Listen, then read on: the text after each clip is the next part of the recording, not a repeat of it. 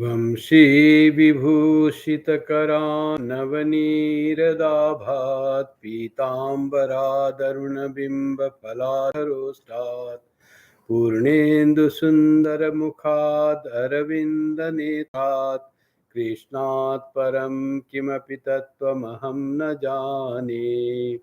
Om Shri Krishnaya Namaha.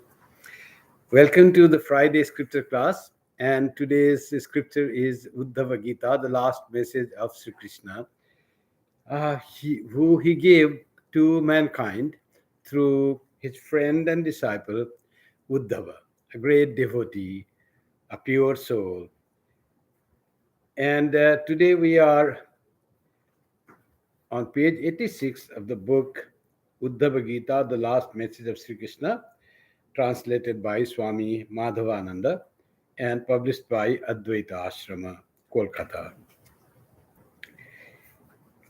Verse 7 of the chapter, verse 12 of the it's the chapter 5, chapter 6, verse 12.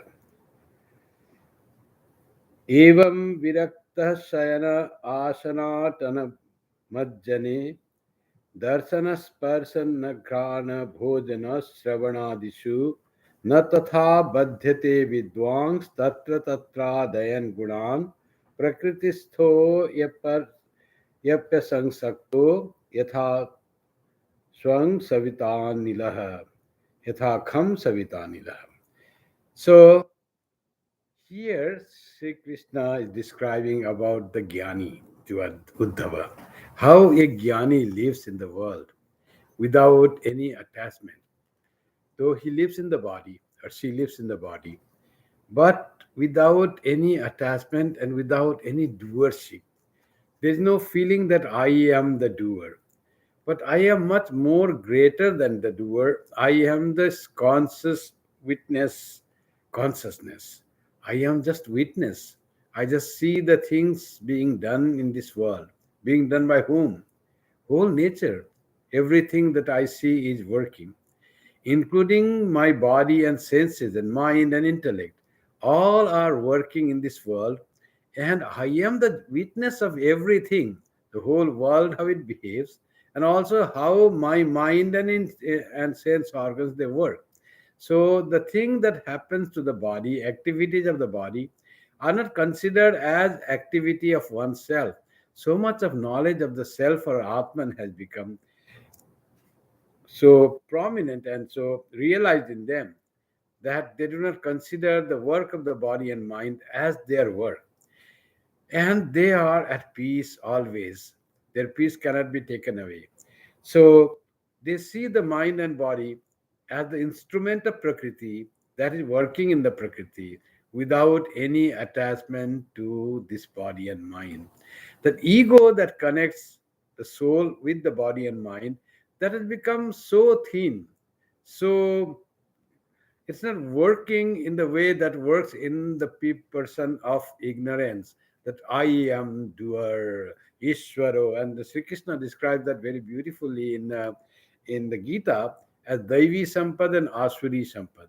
One who is of demoniac nature, the person says, Ishvaro hamaham bhogi siddho ham balavan sukhi adhyo bhijanavan asmi konyosti sadrisho maya yakshe dasyami modisya iti agyana vimohita. I will donate, I will worship, I am happy. Who is there like me? So like that, this is all sign of ignorance, agyana vimohita. They have been deluded by ignorance who think that way. And that is the Asuri Sampad, ignorance. That is the sign of not having knowledge. But those who have knowledge, how do they feel? What do they say? This is said in this verse. The wise one, being thus free from attachment in such acts as lying and sleeping, laying down, lying himself, or sitting, walking, bathing, seeing, touching, smelling, eating, hearing, etc., is not bound like the other man, because in such cases he is but watching the organs experience the sense objects. So, this is the condition of a wise person who doing everything the body doing, he just witnesses this, just sees that. He doesn't feel that I am lying, I am walking, I am eating. That ego sense that attaches itself and identifies itself with the body has become so less. So the ego more thinks of Brahma Buddhi or Brahmakara Buddhi, more involves itself to identify as the Atman. Ego becomes goes to the Atman, not to the body. And the ego thinks, I am the Atman. So that is also ego. When one realizes and lives in the world, the little ego has to be there. And but that ego, instead of identifying with the body, mind, senses, intellect, and its activity, it identifies itself with the witness that is ever present and does nothing, just is there, peaceful, unchanging, unchangeable, and blissful too. So that becomes the identification. When there is no identification or attachment to the body and bodily activities, so that person becomes indifferent to bodily activities. That's why it is called detached. He is not uh, in all these action. He's just watching, witness, but he is not identified. There's no attachment to these activities. And Sri Krishna gives big list of all the activities, bodily activities, and of activities of sense organs, like whether he's lying or sitting or walking, three stages of activity of the body, or bathing, or then comes the activity of the sense organs, seeing, touching, smelling, eating, hearing. All these are the five senses that the work.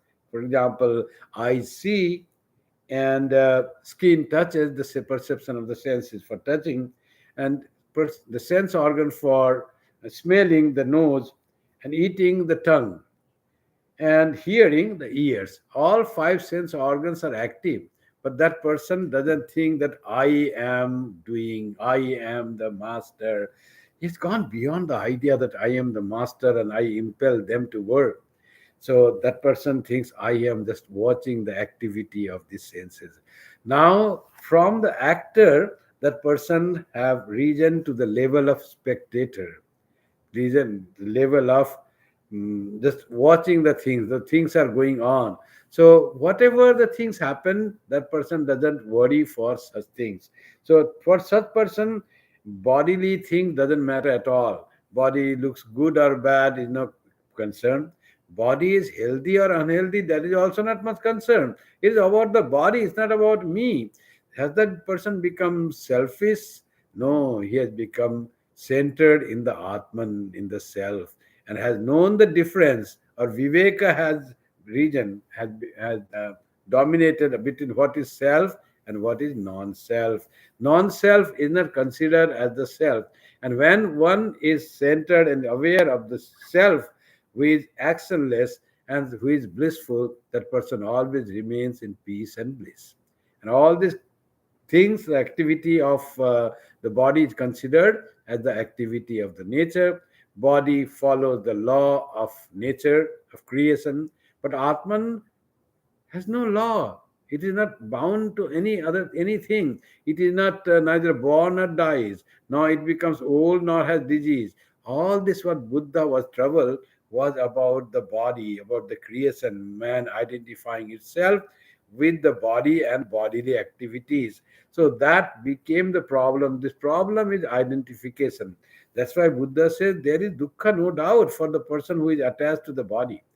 But there is a way out of the dukkha, from disease, death, old age, all the dukkha that causes the changes in human life, relationship, and all that.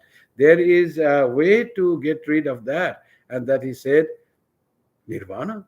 Nirvana is the way. And how to attain that nirvana? Nirvana is extinguishing all. And he said the cause of this all dukkha is tanha.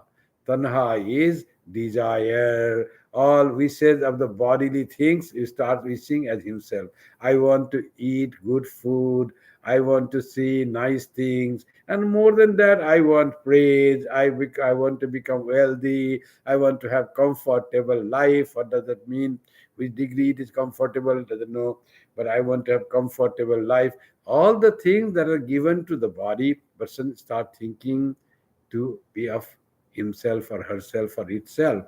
So, which is very incorrect. So here the Jnani can distinguish himself or herself from the body. When body identification of the body is denied, immediately there is no gender. The Atma becomes neuter, no gender. He or she is not there, it becomes it.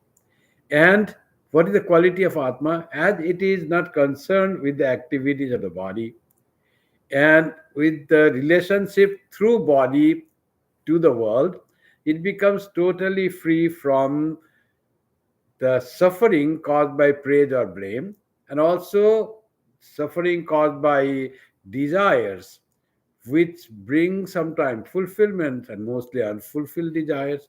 Unfulfilled desires create problem and suffering. Fulfilled desires, little happiness. So little happiness followed by a great amount of sorrow. That happiness is not taken as the happiness of the body, and with that is denied many suffering also. Then if that person is not happy, who doesn't accept the bodily pleasures as his pleasure, that person has found the source of bliss, source of joy, and that is the Atman, which is never free, never devoid of joy, never divorced from the bliss. Atman and the bliss are same. That bliss that person experiences, and such type of bliss that no suffering of the body and mind can touch that. No fear ever can make him scared. That person knows that I am the Atman. Nobody can do anything. It doesn't follow the law of creation, law of nature, and that person becomes always peaceful. So Sri Krishna inspired Uddhava to think that way, to remain in the knowledge of the self and not be affected by the changes in the body and changes in the circumstances that are related with the body. Circumstances of nature, circumstances of other beings, circumstances that is created by other human beings, not to be affected by that. He says, even living in the midst of Prakriti, he is unattached, like three examples he gives. Kham, Savita, Anilaha. So, three things like the unattachment example he gives from the nature. What are the examples? First, he says Kham. Kha is Akasa, like the Akasa. Unattached, like the Akasa. Akasa, everything happens in this space. But space is never attached to anything that happens in it. Never is attached to it. So, when the things are there a lot in the space, it is as it is, and things are taken away. No change in space; it remains same. So, like the space, one should be like akasa. No change in when the things happen to the body. Someone comes and praises you. Your some desires are fulfilled, and some many times many desires are not fulfilled. Maybe desire has come. So when unfulfilled desires doesn't trouble that person, and fulfilled desire doesn't elate that person, anybody's praise doesn't evolve that person, becomes very happy. Anybody insults that person, doesn't take insult as his or her insult, because the Atman is so great, it cannot touch by any insult or any praise.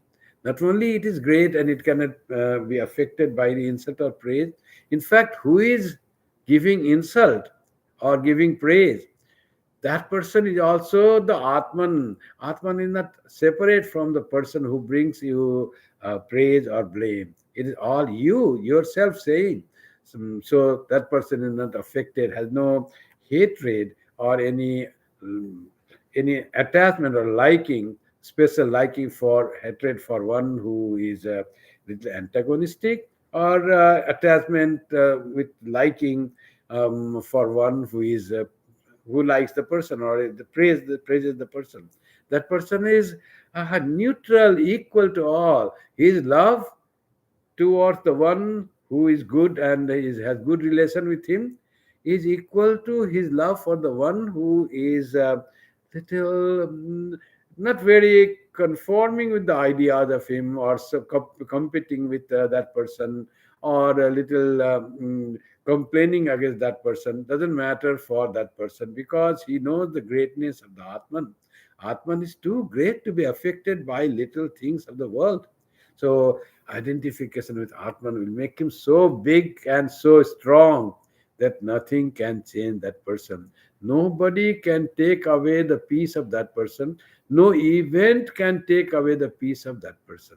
So this is the sign of a jnani. Swasam Vedya, that person knows, that person has no effect of the world upon that. He becomes immune to the effect of the world upon that person, because that person doesn't identify with the body. So someone saying, "Oh, you look so great today." No, doesn't matter. I do not look great. You cannot see me great. You are saying something maybe about the body, which I am not. Body is a part of nature as any body, any tree, any stone. Body is like that. There's nothing to say I or my to this body. So one that way it thinks. Or if someone says, "Oh, you look very ugly, you are not good," like that, someone praises you. "I saw you, you are very, you don't have even good height. You do." Doesn't matter. What? How can he measure me? I am that Atman, that all pervading. How can that person, that body and mind, can measure me, who is infinite, like the Shiva? Once that Shiva came and Vishnu and Brahma, they were discussing who is greater among them. And Shiva came in the fire, in the form of a fire lingam, Agni lingam. And Vishnu and Brahma said, "Let us measure.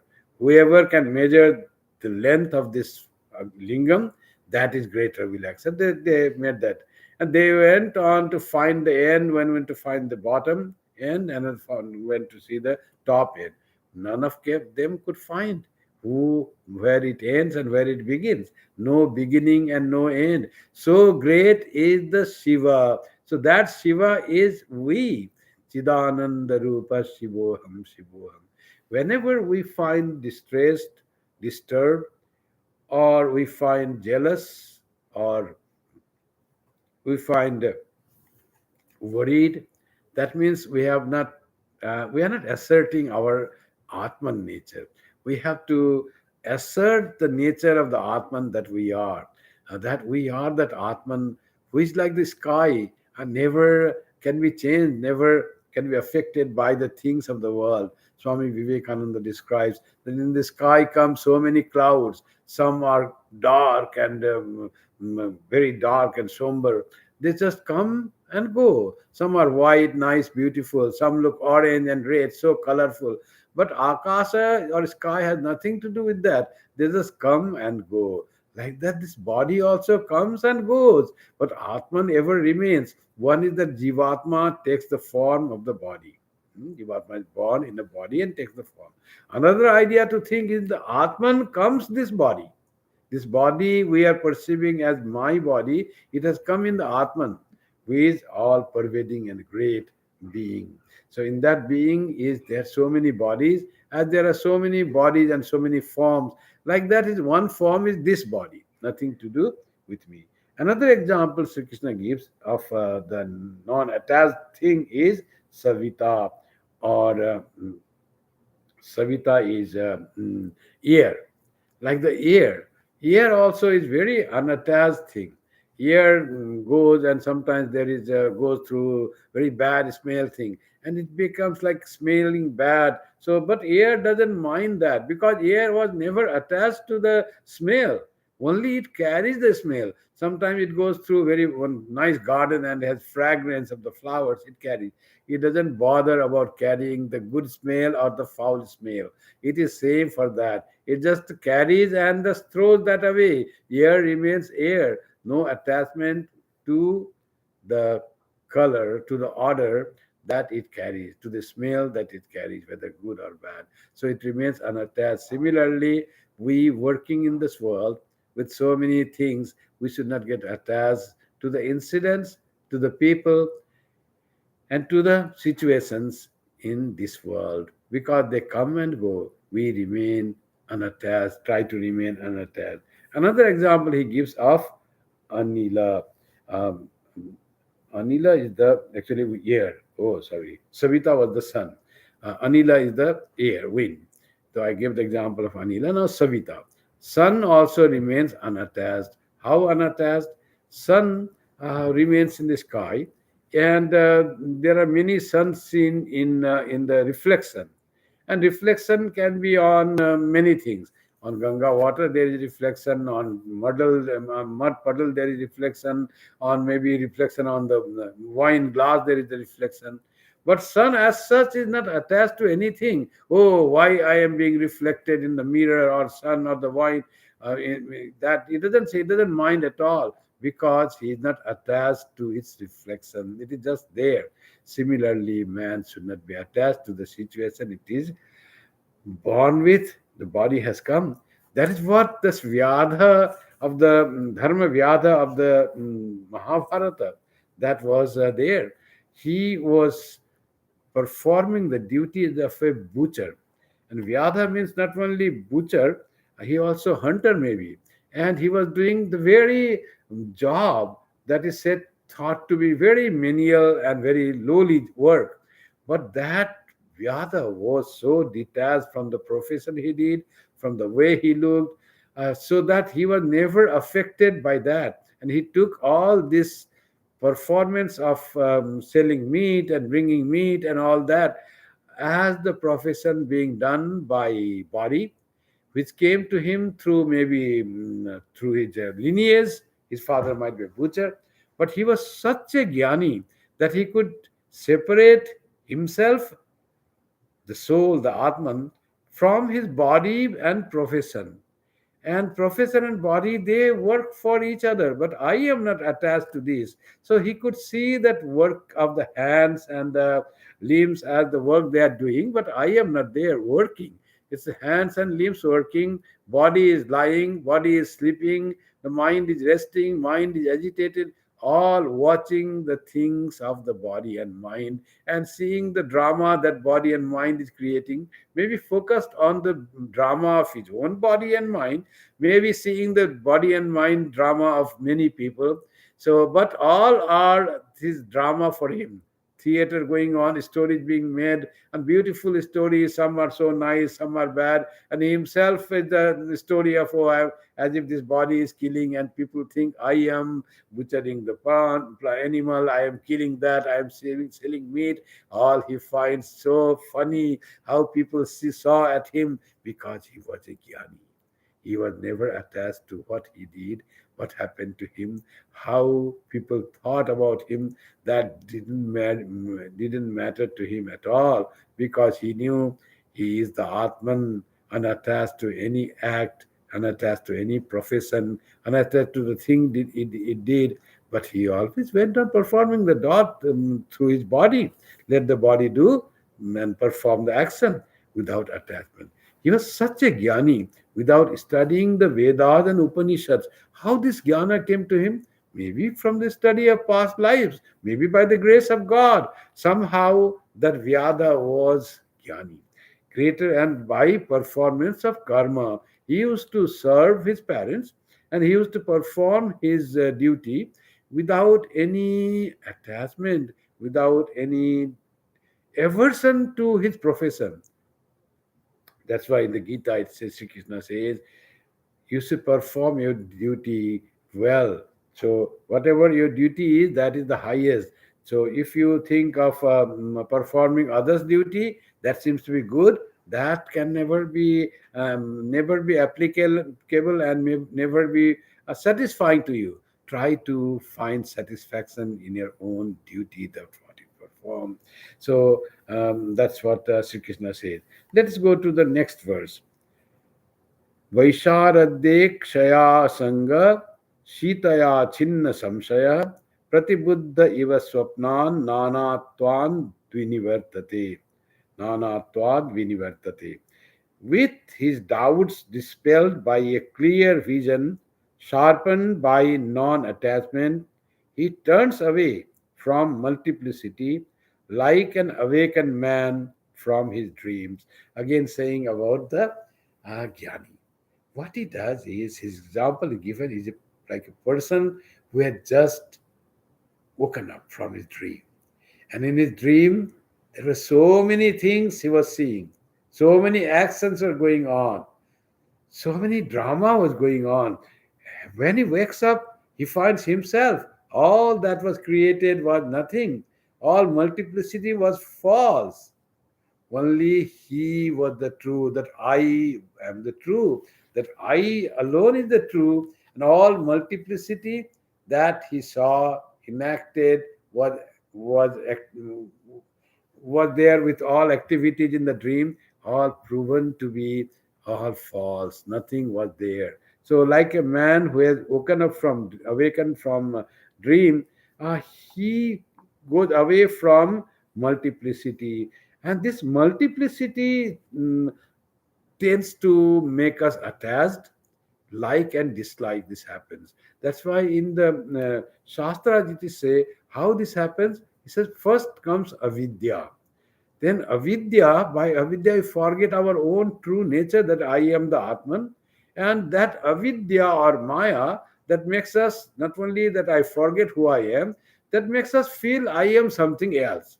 Forgot that I am that Atman, and superimposed on myself this body and mind, and started thinking myself as the body and mind. And with that avidya's influence, the great Atman, he comes into the influence of this Maya or avidya and thinks itself from the glorious, taintless, blemishless Atman to become this weak, helpless, dependent body mind complex. He started thinking, I am this body and mind. And as soon as this avidya influence happens upon the Maya, upon the Atman, immediately two things will happen. That asmita comes. I am this body. Earlier, I, the Atman, was not the I that we think now. That I, the big I of the Atman or the self, is not the I of ego. That I is all pervading I. That I is nothing else is there. That is only that unity, oneness is there. And that I is so different from the ego. The ego, that Brahman doesn't think I am Brahman, I am all pervading, doesn't think that way. That I is just existence and bliss, that is I. That Atman is that one.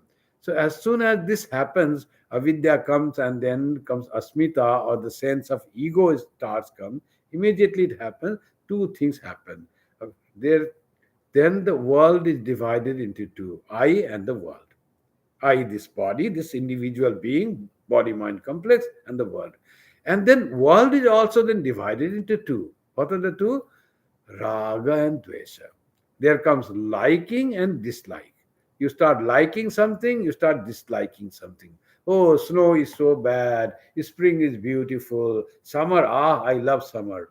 But what about summer? Do you always love summer? No, no, no. I mean, I love summer in Canada. Oh, not in India. India summer is bad. It's too hot. So always like and dislike. Always this is bad and this is good.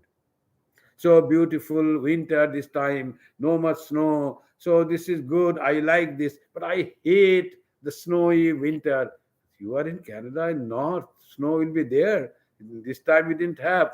This is the natural sequence, natural thing that happens. Why to get attached that of every year it will be like this? Less snow winter? No, it will not be there. Whatever happens, that is fine. So, not getting attached to anything, like and dislike, raga, dvesha. This raga and dvesha, this attachment and dislike, like and dislike, that create the problem. With that like and dislike comes liking this life. I want to live. I enjoy. I see. I have my family. I have my friends. I enjoy this thing. I want to live always. I don't want to go from this world. You see, avinivesha comes, and that is against the law of nature, because I have identified myself with this body mind thing as myself. So I don't want to go. I want to live forever, which is not possible. Impossible thing I have started wishing. And naturally, that wish will be not fulfilled. One day you will have to leave. And I want to be healthy always in the body. I want to be always youthful. Nothing will happen. You will not remain youthful. You will not remain always, all the days happy, healthy. Some disease will come with body you have.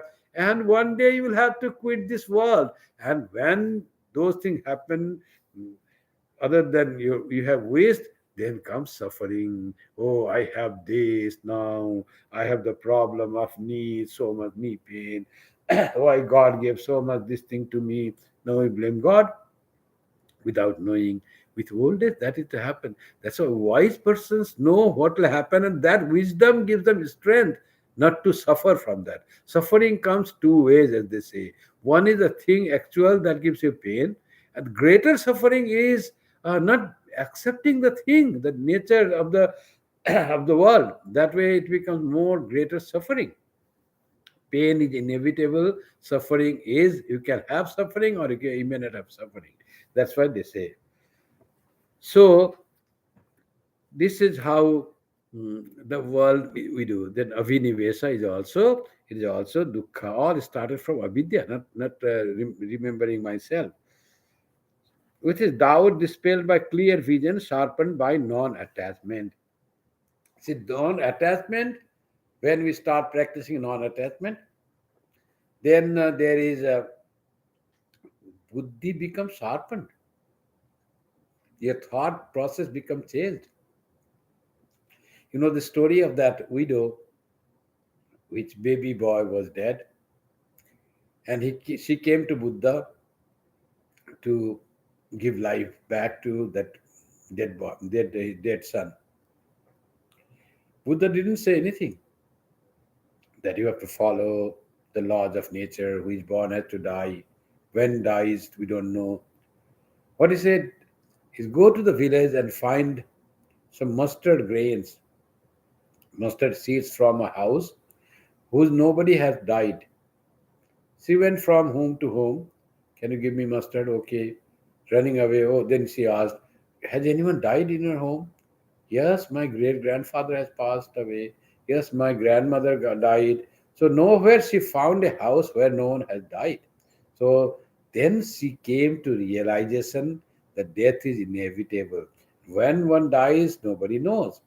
She became wise with this knowledge of her own experience. Knowledge gave her so much strength that she came back to Buddha and said, Lord, now I accept. This happens. When we are born, we have to die. When we die, we don't know. According to karma, it may happen. So I accept this. She was at peace, and she was strong to accept the death of her only child, the widow of only support. That's what the That's what this anasakti or non-attachment can give. Buddhi becomes sharp. You start understanding the nature of the world and natural laws of the world, and you start accepting that. So it says, by a clear vision sharpened by non-attachment, he turns away from multiplicity. So what we observe is multiplicity, only so many types, so many names and forms.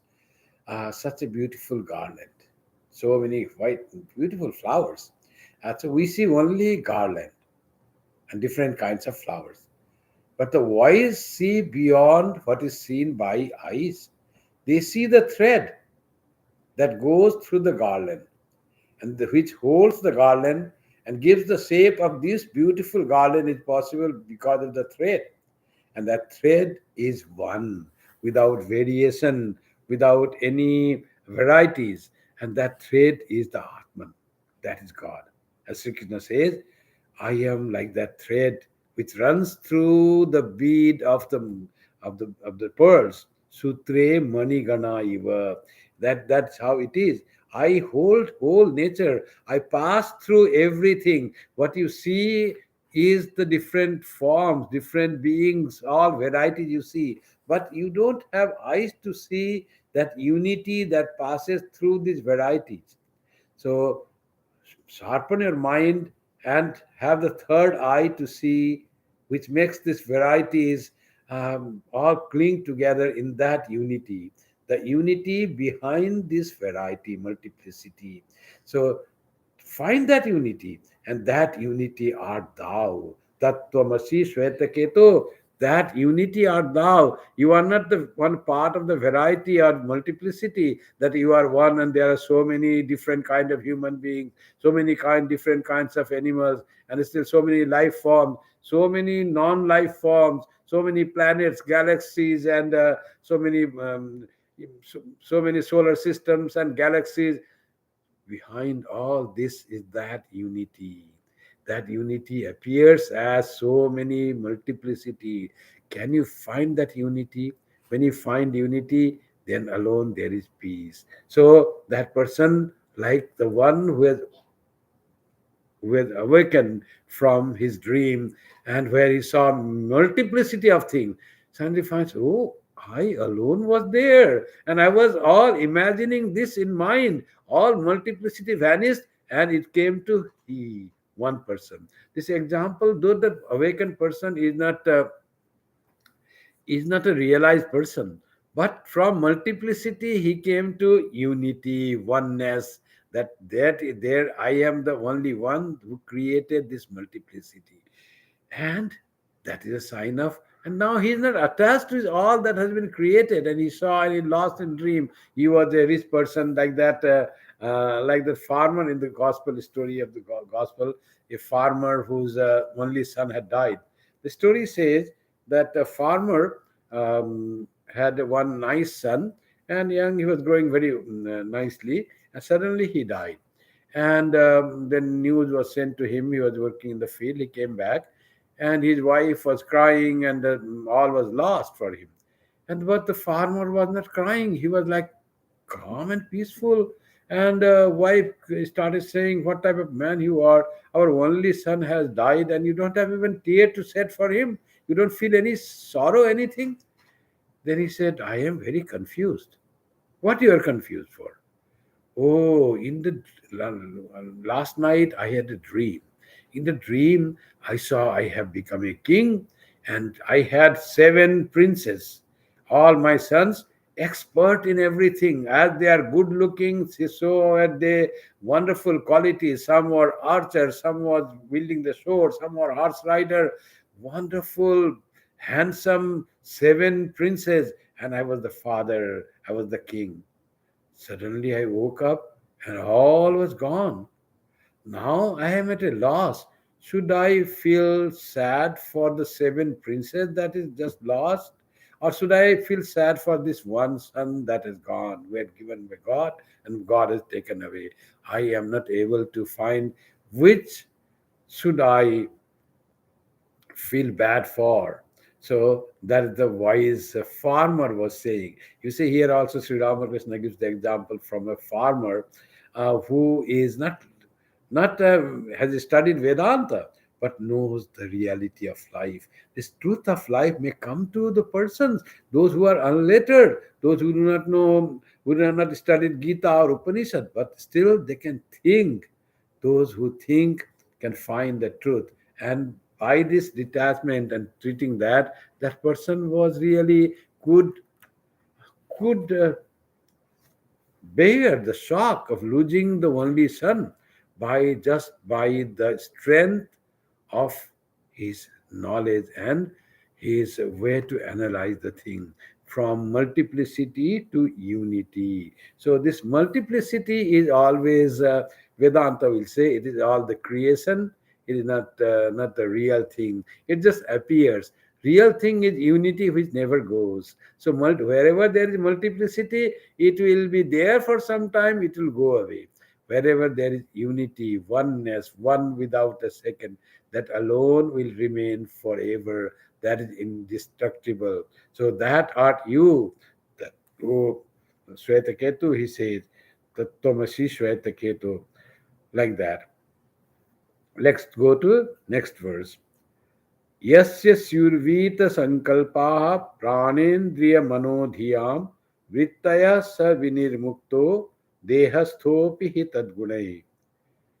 He, the functions of whose pranas, organs, manas, and intellect are free from plans, is indeed free from the attributes of the body, even though he may be in it. So, person may find that that Atman, he lives as the Atman, as the soul in the body.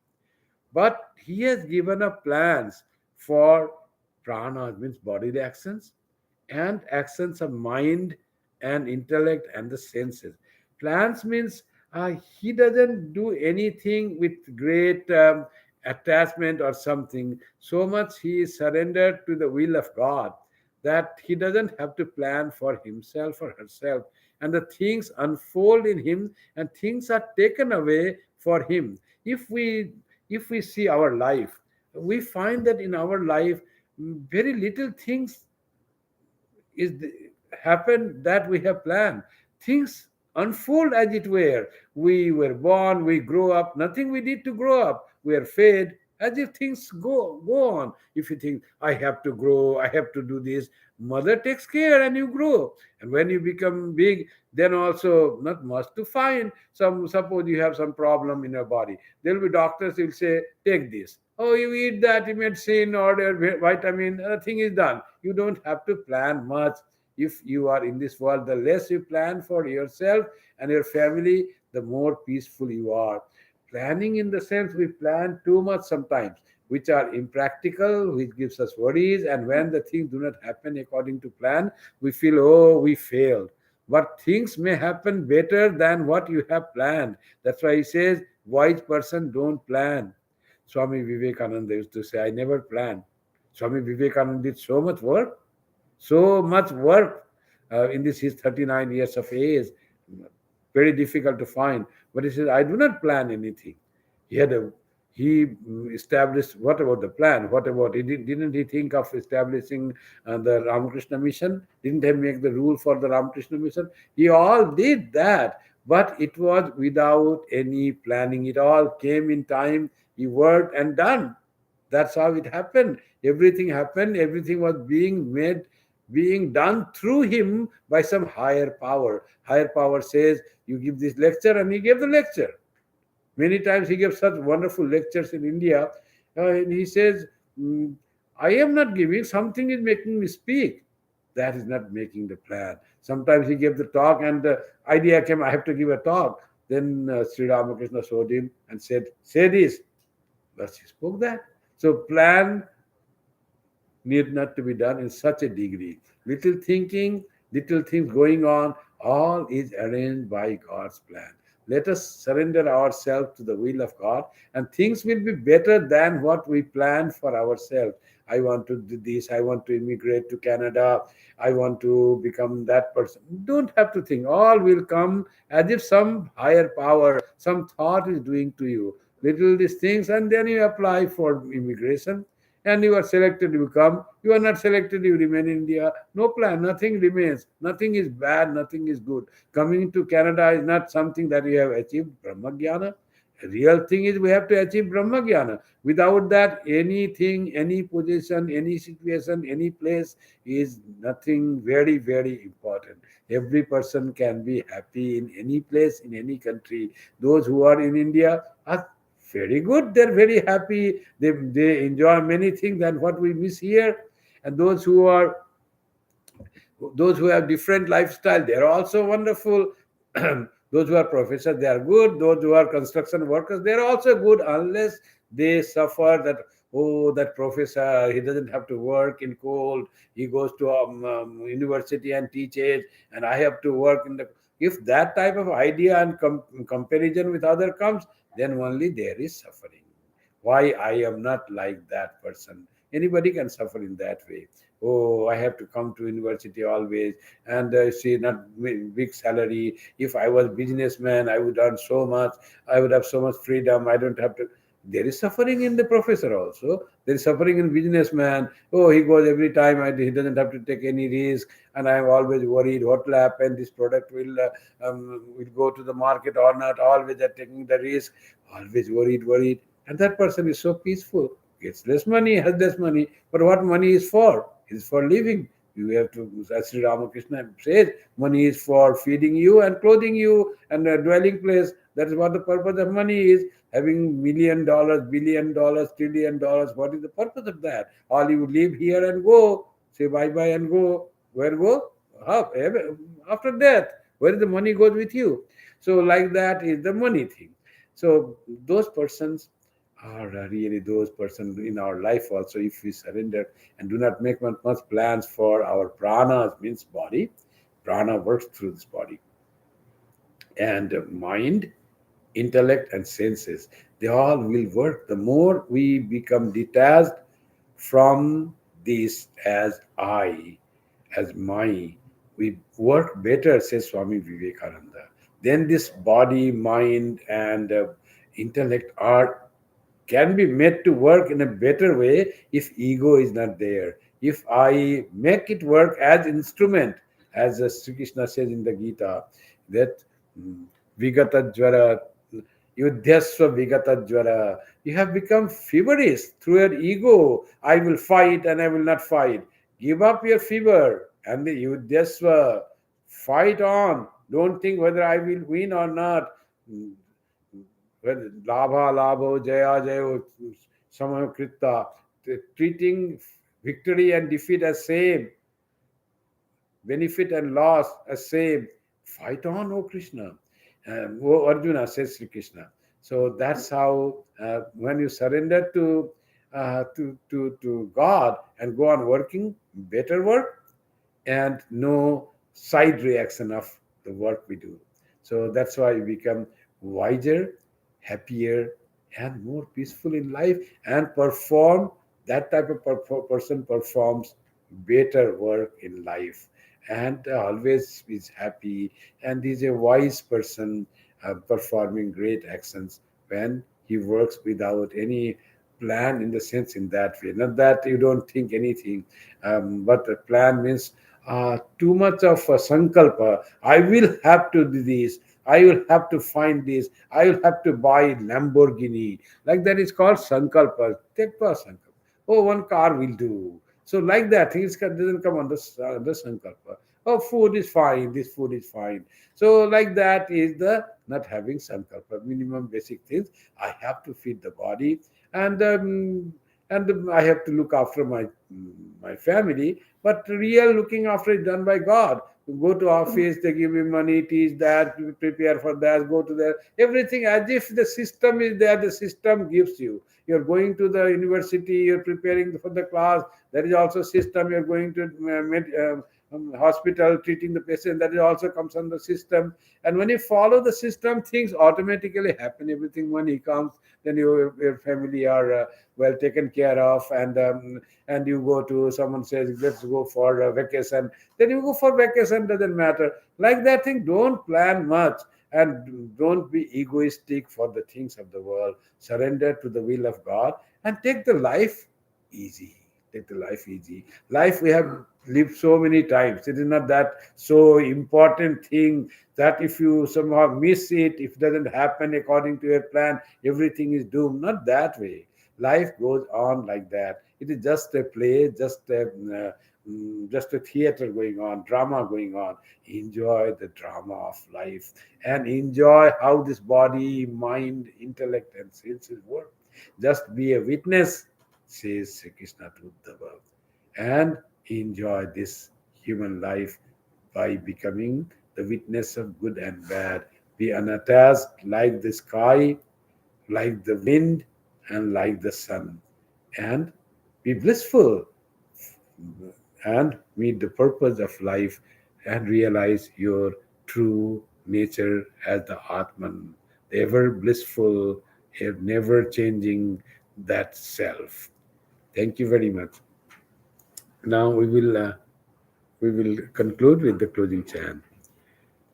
Om Shanti Shanti Shanti. Harihi Om Tat Sat. Shri Ram Krishna Arpanamastu. Jananim Sharadam Devim Ramakrishnam Jagadgurum Padapadme Tayo Shritva Pranamami Muhurmuhu. Good night. This was our last class before our March break of 1 month from uh, 10th March to 14th April, in fact, 16th April, because next Friday is Shivaratri. There will be no scripture class. Shivaratri starts at 6:30. Shiva worship and the chantings on Shiva.